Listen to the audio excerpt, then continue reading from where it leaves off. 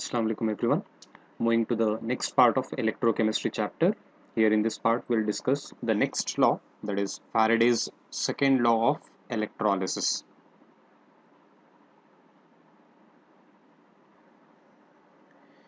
In previous session we have gone through the Faraday's first law of electrolysis, which states that the substance deposited or liberated at any electrode is directly proportional to quantity of charge passed.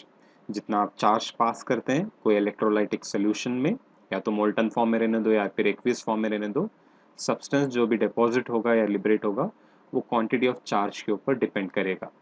That is W is equal to ZIT or W is equal to ZQ. W is mass of substance, Z is electrochemical equivalent and Q stands for the quantity of charge passed. और Q calculate करने के लिए formula क्या है? Q is equal to I into T, that is product of current and time, current in amperes and time in seconds. अब ये second law भी उसी पे बेस्ड है, यानी कि modified form of first law you can call, where we see how it states. Faraday's second law of electrolysis states that when same quantity of charge is passed through solutions of different electrolytes connected in series, the masses of substances deposited at respective electrodes are directly proportional to their equivalent masses. यहाँ पे हम क्या कर रहे हैं? Same amount of electricity pass कर रहे हैं अलग अलग इलेक्ट्रोलाइटिक सोल्यूशन से जो कि सीरीज में कनेक्टेड है. तब क्या होता है?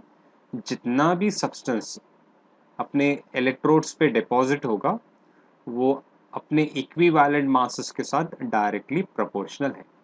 इसका मतलब क्या होता है? से फॉर एग्जांपल इलेक्ट्रोलाइटिक सेल लेता हूं, ये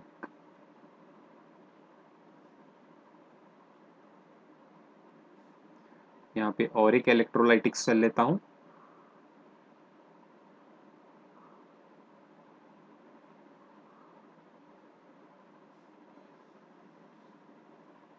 अभी ये इलेक्ट्रोलाइटिक सेल और ये इलेक्ट्रोलाइटिक सेल को हम कनेक्ट करेंगे. सो फॉर एग्जांपल ये कैथोड है और ये एनोड, कैथोड और ये anode.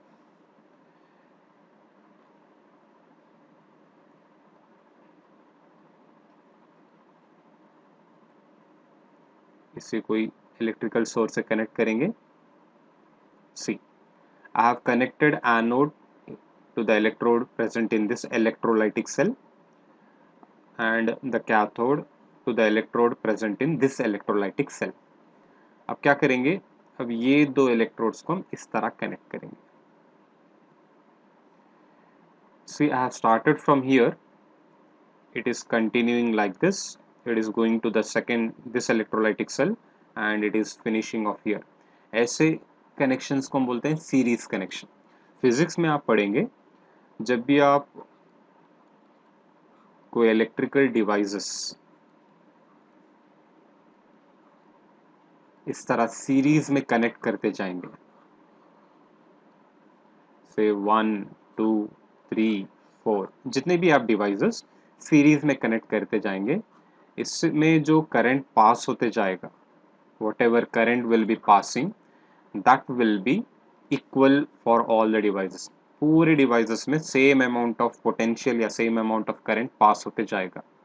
That is the speciality when you connect in series. अगर आप पैरेलल कनेक्शन करते हैं,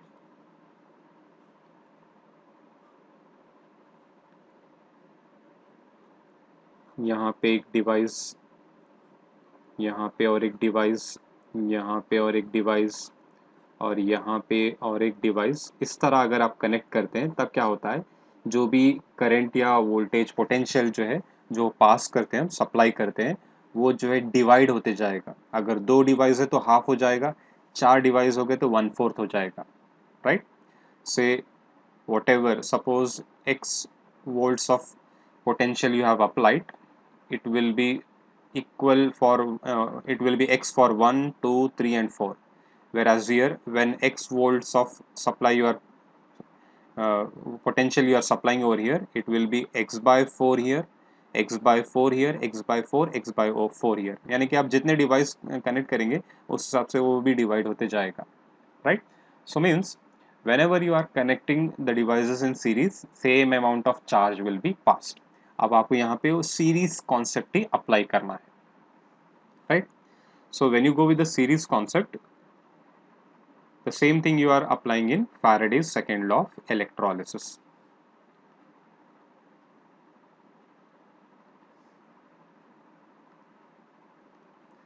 So again I'll draw over here.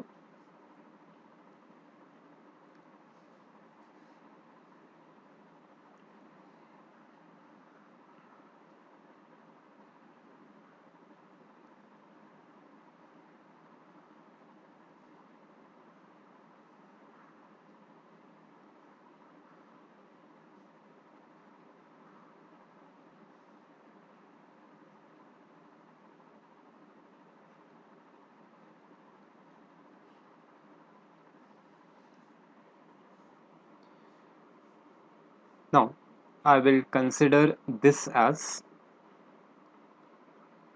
copper sulfate solution and this one as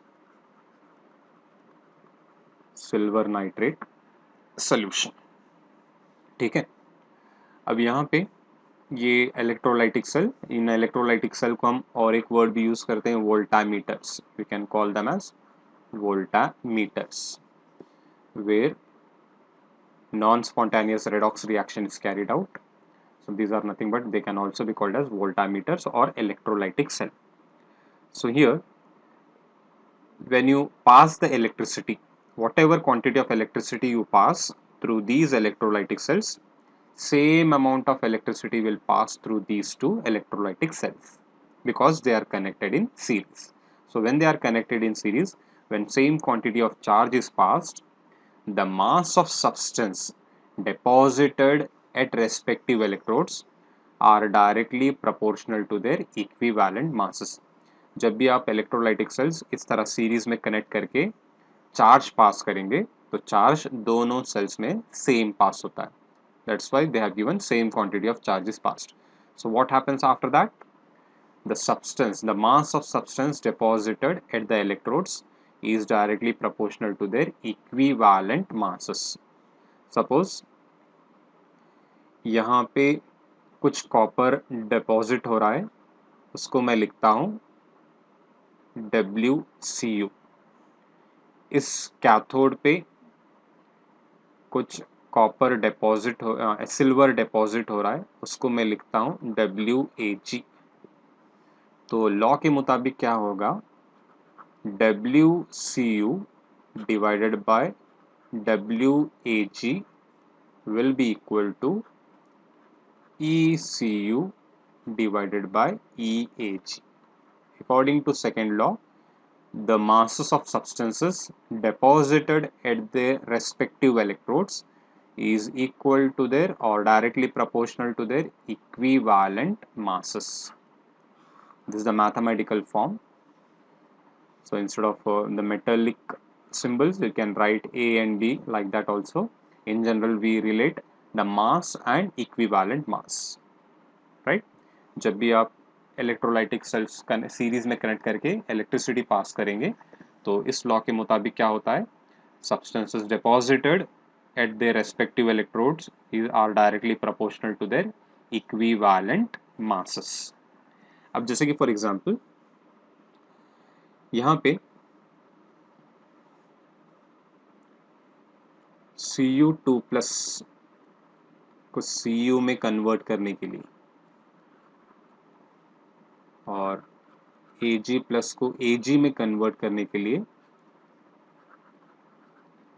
यहाँ पे 2 फैरेडे इलेक्ट्रिसिटी चाहिए, यहाँ पे 1 फैरेडे इलेक्ट्रिसिटी चाहिए, राइट?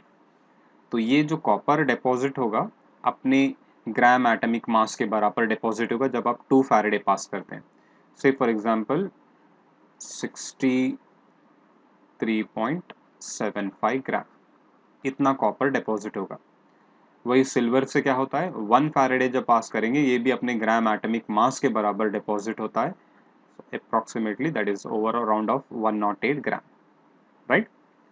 अभी हम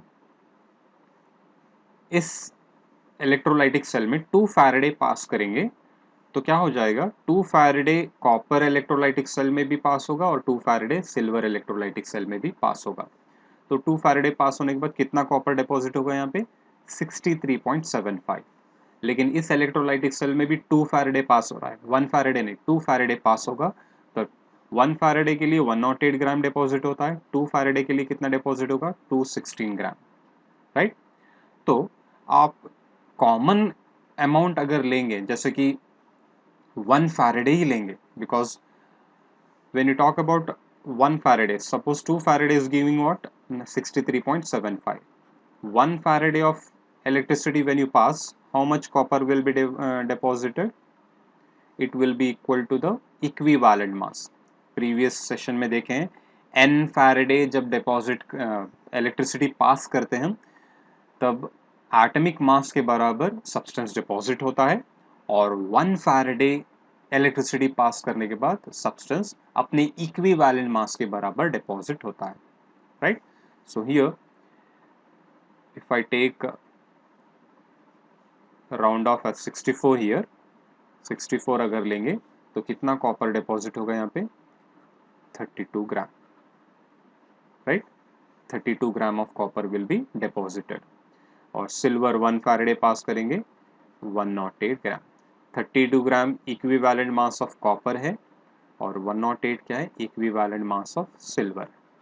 So what has happened, when same amount of electricity is passed through different electrolytes connected in series, the substances deposited or liberated will be equal to or directly proportional to their equivalent masses. This is the thing present or based on Faraday's second law of electrolysis, right? Now we'll again come to this mathematical form using first law, Faraday's first law of electrolysis. Okay. Faraday's first law of electrolysis में हम क्या पढ़े हैं? You got the mathematical form as W is equal to ZQ, where Q is nothing but equal to Q is equal to I into T, right?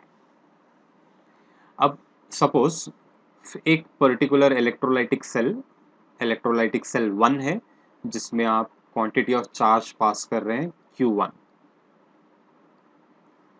तो first law के मुताबिक क्या हो जाएगा, substance deposited will be equal to ZQ1, right. उसी के साथ एक सीरीज में और एक इलेक्ट्रोलाइटिक सेल कनेक्ट करें, इलेक्ट्रोलाइटिक सेल 2, वहां पे भी इलेक्ट्रिसिटी फ्लो हो रहा है और वहां पे भी आप फैराडेज फर्स्ट लॉ अप्लाई करेंगे, तब वहां पे क्या होगा, W will become equal to ZQ2, right, Z1Q1 and Z2Q2. Okay. Now, this I'll write it as W1 is equal to Z1Q1, W2 is equal to ZQ2Q2, because these two are different electrolytes, but they are connected in series, right? They are connected in series. I will take their ratio W1 by W2 is equal to Z1Q1 divided by Z2Q2, ठीक है। दोनों का ratio लेंगे तो दोनों का ratio लेने के बाद ये मिलेगा आपको relationship. Now both the electrolytic cells 1 and 2 are connected in series, right? So when they are connected in series, the amount of charge passed will be same. Q1 जितना भी है उतना ही Q2 रहेगा, या Q2 जितना भी है उतना ही Q1 ही रहेगा। Means since they are connected in series, Q1 is equal to Q2. Q1 will be equal to Q2. लेकिन Z1 और Z2 अलग अलग रहेगा क्योंकि ये दोनों अलग अलग इलेक्ट्रोड रहेंगे. अगर सेम इलेक्ट्रोड रहेंगे तो ये भी वैल्यू सेम हो जाएगी, लेकिन इलेक्ट्रोड अलग अलग है. 1 and 2 I have taken, so that's why Z1 and Z2 value may be different, but Q1 and Q2 will remain same because you are passing current through two electrolytic cells which are connected in series. So what happens? These two get cancelled. So you will be left out with what? W1 by W2 is equal to Z1 by Z2. Now, whenever 1 coulomb of charge is passed, the substances deposited will be equal to the electrochemical equivalent. तो इस Z को हम equivalent mass के relationship से replace कर लेंगे. We know that Z is equal to E by 96,500. अगर आपको इलेक्ट्रोकेमिकल इक्विवेलेंट कैलकुलेट करना है तो पर्टिकुलर सब्सटेंस का इक्विवेलेंट मास ले लो, डिवाइड बाय 96,500 करो, आपको इलेक्ट्रोकेमिकल इक्विवेलेंट मिल जाएगा. तो यहाँ पे अब Z की वैल्यू हम रिप्लेस करेंगे E by 96,500 से. So Z1 I can write it as E1 by 96,500 divided by Z2 को क्या लिख सकते हैं हम? E2 divided by 96,500. Okay, so W1 by W2 is equal to E1 by 96,500 into, ये रेसिप्रोकल हो जाएगा, 96,500 divided by E2. This and this cancels. What is left out now? W1 by W2 is equal to E1 by E2. So this is the mathematical form for Faraday's second law of electrolysis, right? Faraday's second law of electrolysis. जरूरी नहीं है कि सिर्फ दो ही electrolytic cell, कितने भी आप electrolytic sales series में कनेक्ट कर सकते हैं. You can go on connecting, right? So for example, ये एक इलेक्ट्रोलाइटिक सेल है जिसमें आप मोल्टन NaCl लिए हैं. ये एक इलेक्ट्रोलाइटिक सेल है जिसमें आप मोल्टन मैग्नीशियम क्लोराइड लिए हैं. ये एक इलेक्ट्रोलाइटिक सेल है जिसमें आप मोल्टन एल्यूमिनियम क्लोराइड लिए हैं, right? So now instead of 2 we have taken 3. तो यहाँ पे आप सेकेंड लॉ अप्लाई करेंगे तो इस तरह लिख सकते हैं, WNA by WMG will be equal to ENA by EMG, या फिर WNA by WAL will be equal to ENA by EAL, या फिर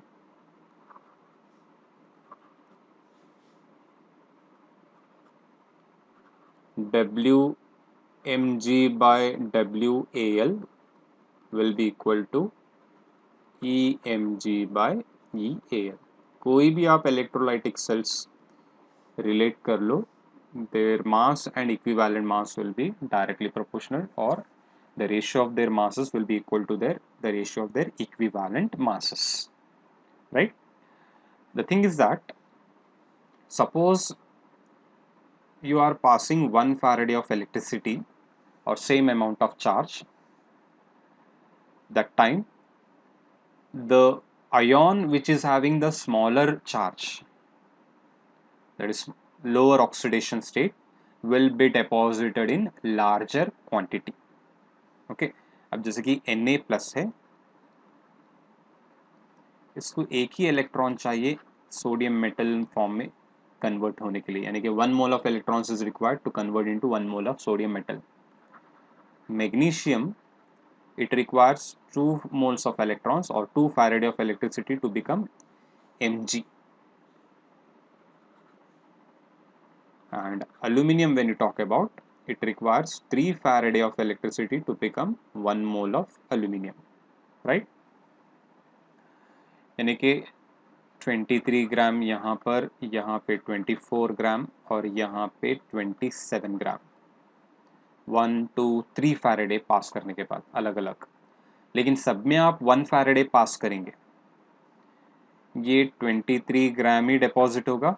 यहाँ पे भी आप 2 फैराडे के बदले 1 फैराडे पास करेंगे, ये डिपॉजिट होगा 12 ग्राम, उसका हाफ, उसके इक्विवेलेंट मास के बराबर। और यहाँ पे भी 1 फैराडे पास करेंगे तो ये भी अपने इक्विवेलेंट मास के बराबर डिपॉजिट होगा 9 gram. Means smaller the oxidation number of a particular ion, more is the quantity of substance deposited, right? ये रिलेशनशिप याद रखो, smaller valency और oxidation number,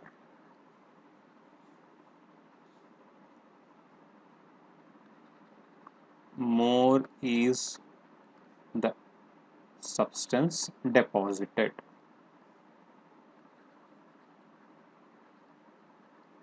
ठीक है, इस पे भी 1 मार्क क्वेश्चंस या सीईटी या नीट में क्वेश्चंस आ सकते हैं। They will ask you out of these many which will be deposited in larger quantity or which will be deposited in smaller quantity. Remember this point, smaller the valency or oxidation number of that ion, more is the substance deposited. जितना charge कम रहेगा उतना quantity वो ज़्यादा quantity में deposit होगा। Okay, so this is regarding Faraday's second law of electrolysis. Next session we'll go with numericals based on Faraday's laws. Okay.